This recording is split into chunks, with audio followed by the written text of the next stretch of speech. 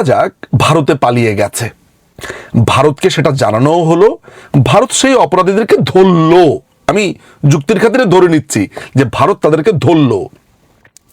এখন আপনারা যারা দাবি করছেন তারা অবৈধ রাস্তাতে ভারতে ঢুকেছে, ভারত যদি তাদেরকে ধরে তাহলে ভারতের যে ইমিগ্রেশন অ্যাক্ট আছে সেই অ্যাক্ট অনুযায়ী ডেফিনেটলি কেউ যদি অবৈধভাবে অনুপ্রবেশ করে ভারতে, তার বিচার ভারতে হবে। ভারত তো যদি ধরেও সে তো বাংলাদেশের কাছে ফেরত দিবে না।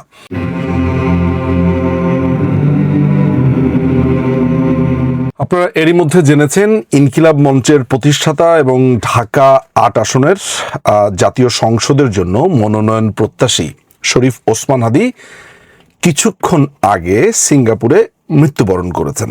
আমার যেই আলোচনাটা যেই জায়গাতে আমি করছি সেটি হচ্ছে যে তাকে কেন্দ্র করে ইনকিলাব মঞ্চ ডাক দিয়েছে যে সবাইকে শাহবাগে আসার জন্য, জড়ো হবার জন্য, এবং তাদের যে মোদ্দা কথাগুলো এই শাহবাগে এসে তারা কি করবে সেটি হচ্ছে সারা বাংলাদেশকে অচল করে দিতে হবে, অসহযোগ আন্দোলন করতে হবে, ভারতীয় হাই কমিশন ঘেরাও করতে হবে, বাংলাদেশকে অচল করবার মধ্য দিয়ে ভারতকে মেসেজ দিতে হবে, সার্বভৌমত্ব রক্ষা করতে হবে, এই ধরনের নানান ধরনের কথাবার্তা। অর্থাৎ শাহবাগে জড়ো হয়ে একটা অ্যানার্কি বা বাংলাতে যেগুলোকে আমরা বলি নৈরাজ্য তৈরি করা, সেটা তৈরি করবে, এই ধরনের একটা প্রস্তুতি গ্রহণ চলছে।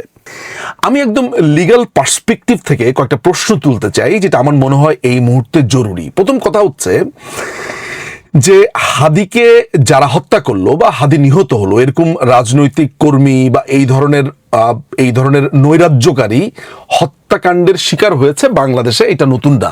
অনেক সন্ত্রাসী এর আগে হত্যাকাণ্ডের শিকার হয়েছে, এক গ্রুপের মাধ্যমে আরেক গ্রুপে। একটু মাঝে মধ্যে দুই একটা খুন খারাপি হয়, এই যে হাদির একটা ঘটনা হয়েছে, আমরা এগুলো বিচ্ছিন্ন ঘটনা বলে মনে করি। তো আলটিমেটলি ঘটনাটা যে হয়েছে সেটা হচ্ছে যে এই হাদির এই হত্যাকাণ্ডের তদন্ত আইন শৃঙ্খলা বাহিনী করবে, খুঁজে বের করবে কারা খুন করেছে, কিভাবে খুন করেছে, কিভাবে হলো। কিন্তু এটির সাথে বাংলাদেশের সার্বভৌমত্বের সম্পর্কটা আসলে কি? এইটার সাথে বাংলাদেশের সার্বভৌমত্বই বা কি? এইটার সাথে অন্যান্য দেশের সম্পর্কই কি? ভারতের হাই কমিশন ঘেরাও করবে ঢাকাস্থ যেটি আছে সেটা, এবং ঢাকার বাইরে যা আছে সেখানেও আক্রমণ হতে পারে, এগুলো আমি শুনেছি। আমি এখনো পর্যন্ত বুঝতে পারিনি যে হাদির এই মৃত্যুর সাথে সার্বভৌমত্ব ভারতের সম্পর্ক কি। ভারতের সম্পর্কের একটা ক্লু আছে এইটা বলে যে যারা খুন করেছে বলে অ্যালেজডলি বলা হচ্ছে, যদিও নিশ্চিত না যেহেতু ট্রায়াল শুরু হয় নাই, কোনো প্রমাণ নাই, তদন্ত নাই, বলা হচ্ছে তারা ভারতে পালিয়ে গেছে।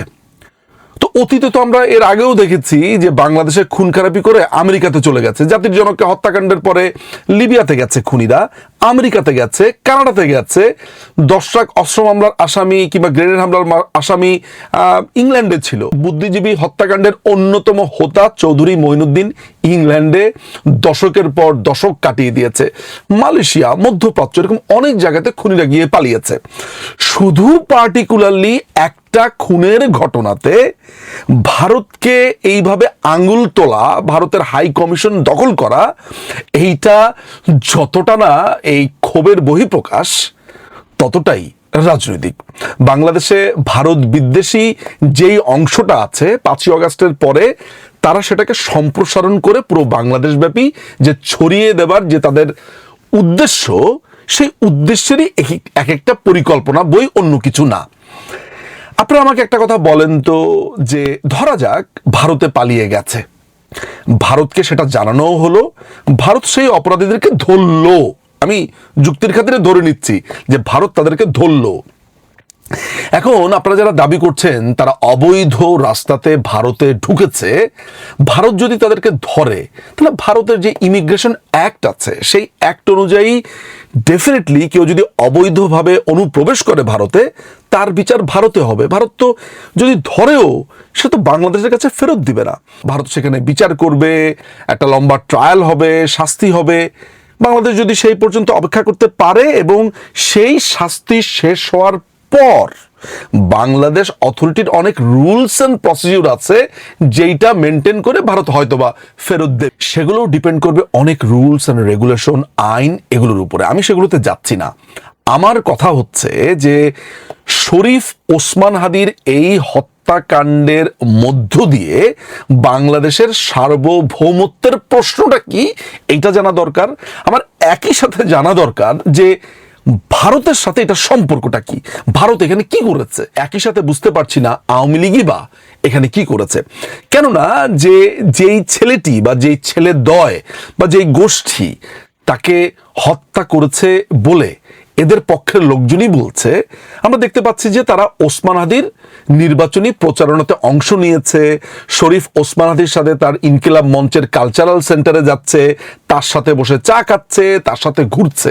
আমি আগেই বলেছি যে 5ই অগাস্টের পরে যখন এই জুলাই সন্ত্রাসীদের সাথে বা এই এনসিপি বলেন, এই টোকাইরা বলেন, এদের সাথে আগে আওয়ামী লীগ করতো, আগে যুবলীগ করতো, আগে ছাত্রলীগ করতো, এমন কেউ যদি তাদের সাথে থাকে, আদৌ কি তারা আওয়ামী লীগ? এটা তো সবাই জেনে গেছে যে আওয়ামী লীগ, ছাত্রলীগ, যুবলীগের লুঙ্গির নিচে অনেকে ছদ্মবেশ ধারণ করেছিল। তাহলে হাসনাত, সার্জিস, তারা তো একেবারে পুরো পোস্টেড নেতা ছিল। সাদিক কাইয়ুম, SM ফরহাদ জামাতের সাদিক কাইয়ুম, তারাও তো আওয়ামী লীগের, ছাত্রলীগের ছিল। তাদের ব্যাপারে বিধানটা কি তাহলে?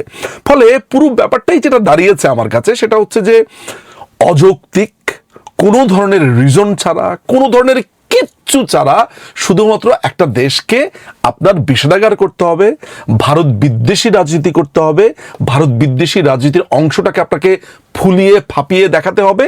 এটা সিম্পলি একটা নোংরা রাজনীতি, বই কিছুই না। আমি যদি শুধু যুক্তির অংশটাই ধরি, সেই হিসেবেও তো আসলে ভারতকে কোনোভাবে দোষী সাব্যস্ত করা কোনোভাবে যায় না, মানে একটা ক্লু তো আমার কাছে নাই। সো এই কথাটা বলার জন্যই এসেছি। আমি আবারও বলছি যে শরীফ ওসমান হাদি গত 15 মাসে যা করেছে, যে নোংরামো করেছে, সেগুলো আপনারা দেখেছেন। কি ভয়ঙ্কর ভাষা, কি মানে তার ভাষার মধ্যে মার ছাড়া একে পিটাও, তাকে পিটাও, ওকে ধরো, ওর অমুক ছিঁড়ে ফেলো, তমুক ছিঁড়ে ফেলো, ওকে রাজনীতি করতে দিব না, মানে মেরে ফেলো, কেটে ফেলো ছাড়া এই ছেলের মুখে আল্লাহর কিছুই দেয় নেই। সো এরকম একটা লোক যদি তরুণদের আইডল হয়, আদর্শ হয়, তাহলে এই তরুণদেরকে নিয়ে উদ্বিগ্ন হবার প্রয়োজন রয়েছে। দেশের মানুষের রুচি নিয়ে প্রশ্ন তোলবার সুযোগ রয়েছে। এতটুকুই আমি বলবো। অতীতে তো আমি কম দেখিনি এই ভারত বিদ্বেষী।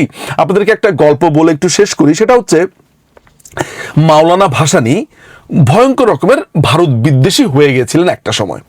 সেগুলো সলুক সন্ধান করতে করতে আমরা পরবর্তী সময় জানতে পারি যে মুক্তিযুদ্ধের সময় এবং মুক্তিযুদ্ধের ঠিক পরপর মাওলানা ভাসানী ইন্দিরা গান্ধীকে 2টো চিঠি লেখে। ওই 2টো চিঠির মধ্যে বলা হয় যে আসামের ধুবড়ী অঞ্চলে উনাকে যাতে 5 বিঘা জমি ইন্দিরা গান্ধী দেন। কেন ইন্দিরা গান্ধী জমি দেবে? কারণ সেখানে তিনি জন্মেছেন, শেষ জীবনটা তিনি সেখানে থাকতে চান। তিনি এই চিঠির ভিতরে বলেছেন, মা জননী গো, আমি আপনাকে আর ওইখানে ভারত বিদ্বেষী রাজনীতি করব না। আমাকে মানুষ চীনপন্থী রাজনীতিবিদ বলে, আমি আসলে ওরকম না, আপনি ভুল বুঝছেন, আপনাকে ভুল বোঝানো হয়েছে। অনুগ্রহ করে আপনি আমাকে 5টা বিঘা জমি দেন, আমি সুখে শান্তিতে আমার জীবনের শেষ দিনগুলো আমি সেখানে পার করতে চাই। ইন্দিরা গান্ধী এই চিঠির জবাব দেননি, পাত্তাও দেননি। তিনি খুবই অপমানিত বোধ করেছেন। এরপরই তিনি ভারত বিদ্বেষে নেমে গেছেন। আরেকটা ঘটনা আছে মুক্তিযুদ্ধের পরপর, আমরা এটা জেনেছি হচ্ছে মিডনাইট ম্যাসাকার, সুখরঞ্জন দাশগুপ্তের বইয়ে। এবং আগের যে ঘটনাটি বলেছি সেটা হচ্ছে যে ভাসানীরই PS সাইফুল ইসলামের গ্রন্থের মধ্যে জেনেছি। গ্রন্থটির নাম হচ্ছে স্বাধীনতা ভাসানী ভারত, সাইফুল ইসলাম এই গ্রন্থের মধ্যে, আর মিডনাইট ম্যাসাকার ইন ঢাকা এই গ্রন্থের মধ্যে। তো মিডনাইট ম্যাসাকারে যেটা জেনেছি যে মুক্তিযুদ্ধের পর মাওলানা ভাসানীর সন্তোষে যে বাড়িটা ছিল সেটা পাকিস্তানি হানাদাররা পুরো গুড়িয়ে দিয়েছিল মুক্তিযুদ্ধের সময়। তো এই বাড়িটা নতুন করে বিল্ড করবার জন্য, ঠিক করবার জন্য ভারতীয় এমবিসির কাছে মাওলানা ভাসানী 40,000 রুপি চান। ভারতীয় এমবিসি বলেন যে দেখেন, আপনারা এখন একটা রাষ্ট্র, আপনার একটা রাষ্ট্র, আমরা কেন ওই টাকাটা দিব? আপনাদেরকে যদি এই টাকাটা আমি এখন আপনাকে দেই তাহলে বাংলাদেশ সরকার জিনিসটাকে ভালোভাবে নেবে না। আপনি বাংলাদেশ সরকারের কাছে চাইলে বাংলাদেশ সরকারই আপনাকে টাকা দেবে। ভাসানী প্রচণ্ড রাগ করলো। তার 1 বছর বা 2 বছর পরে আমরা দেখতে পারলাম যে ভাসানী ফারাক্কা অভিমুখে লং মার্চ করছে, ভারত বিদ্বেষী গরম গরম বক্তৃতা দিচ্ছে। অথচ এই যে মাওলানা ভাসানী এই গদগদ চিঠিটা ইন্দিরা গান্ধীকে লেখলো তার 5 বিঘা জমির জন্য, তাকে একটু স্থান দেওয়ার জন্য, এগুলো কিন্তু ছিল তার মূল নিয়ামক। ভারত বিদ্বেষী রাজনীতি হয়েছে তার ম্যাটেরিয়াল যে পাওনাটা সে পায়নি সেটির প্রেক্ষিতে। এটি কোনো আদর্শের ব্যাপার কখনোই ছিল না। ঠিক এখনো যারা ভারত বিদ্বেষী রাজনীতি করছে তাদের ম্যাটেরিয়াল পাওনা রয়েছে, তাদের সুযোগ সুবিধা চাওয়ার রয়েছে, এবং সেটির জন্যই তারা ভারত বিদ্বেষী রাজনীতি করছে, যাতে দুটো টাকা পয়সা রোজগার হতে পারে ভারত বিদ্বেষী অংশটাকে চাগিয়ে দেওয়ার মাধ্যমে। এই হচ্ছে মূল কথা। অনেক ধন্যবাদ।